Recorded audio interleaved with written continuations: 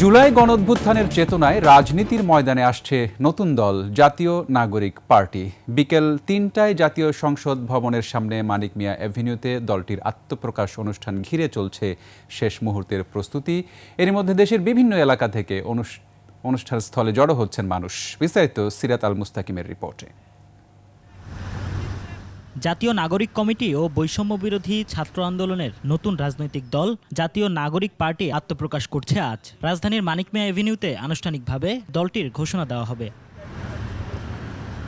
ঐতিহাসিক মুহূর্তের সাক্ষী হতে সকাল সকাল বিভিন্ন জেলা থেকে আসতে শুরু করেছেন বিভিন্ন শ্রেণী পেশার মানুষ। পুরো আয়োজনের নিরাপত্তার দায়িত্ব পালন করছেন আইন শৃঙ্খলা রক্ষাকারী বাহিনীর সদস্যরা।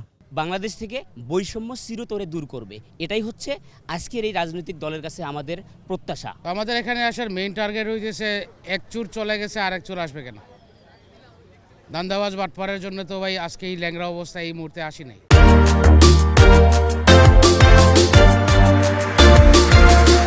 আশা ইনশাল্লাহ পূরণ করবে, শুধু দেখাবে না, সবাই তো দেখায়।